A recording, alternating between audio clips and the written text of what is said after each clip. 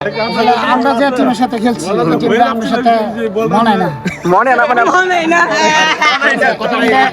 টিমটা একবারে নিরুষ। কোন টিমের সাপোর্ট করেন একটু বলেন, প্রকাশ্যে বলেন। আজকে আমি অনেক ভালো টিম যেটা এটাই সাপোর্ট। আপনি টিমের নামটা বলতে এত ভয় পাচ্ছেন কেন?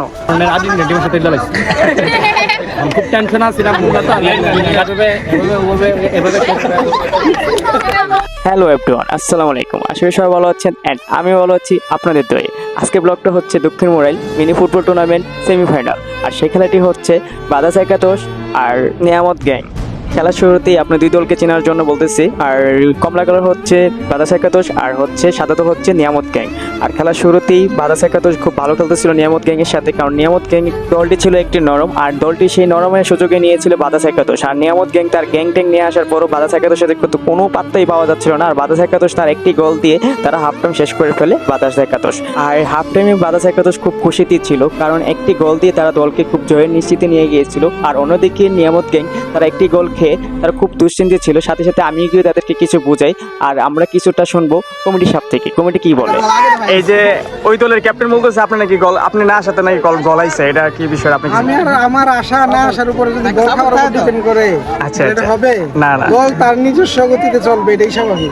খেলা গেছে কি না, আমি তুমি এই কথা বলে হইতো না। না, কমিটির মধ্যে একজন লোক আসে নাই বা না আসছে, এটা তোমার দল যে ব্যক্তিগতভাবে আপনার সাপোর্ট যে আপনি আমি কোনো কারণ সকালবেলায় বিরিয়ানি বাতাই না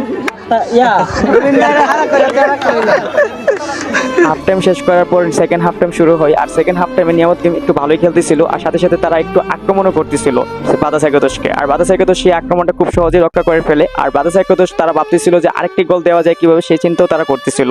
আর নিয়ামত গেম তারা মাঠের মধ্যে গ্যাংগিরি দেখাচ্ছিল, আর গ্যাংগিরি দেখেও তারা মাঠের মধ্যে কোনো পাত্তা পাচ্ছিল না। আর অন্যদিকে বাদাস একাদশ তারা খুব চিন্তা করতেছিল, আরেকটি গোল দেওয়ার চিন্তা ভাবনা করতেছিল। আর সাথে সাথে তারা বাদাস একাদশ আরেকটি গোল দিয়ে দলকে 2-0 গোলে এগিয়ে নিয়ে যায় বাদাস একাদশ। আর বাদাস একাদশ বুঝিয়ে দিল যে আমরা গোল দিয়ে বুঝিয়ে দিই, মাঠের মধ্যে গ্যাং ম্যাং বুঝি না, আমাদের খেলাটা আমরা মাঠেই দেখাতে পারি। আর অবশেষে খেলাটা শেষ হয়ে যায়, সমাপ্তি শেষ হয়ে যায়। আর শেষে আমরা জানতে পারবো দুই দলের দল থেকে কি কি অনুমতি তাদের এই বিষয়টা জানতে চাই। তুমি তো ওই দলের তুমি তো ওই দলের নিয়ামত গ্যাং হইছো, তুমি নিয়ামত, তাই তো? অন ব্যাং হয়ে গেছো। এন্ড বিষয়টা হচ্ছে এখন তুমি তোমার দলের যে ম্যান খেলছে ওর বিষয়ে একটু কিছু বলো। আছে তোমার কি কি সমস্যা হইছে একটু বলো। আমি বলি, আমি তো মানে ওদের জন্য জুস আনছিলাম, জুসটা খাওয়ানোর সুযোগ পাইছিলাম। জুসটা খাওয়া সামনে নেক্সট ইয়ার ভালো শক্তি করে খেলতে পারবে। আচ্ছা, এদের হারে আপনাদের অনুভূতি কি? আপনারা এই দলটা হারাইছেন, তো এই হারানোর অনুভূতিটা কি আপনার? আমরা অতদিন নরম দলের সাথে খেলছি।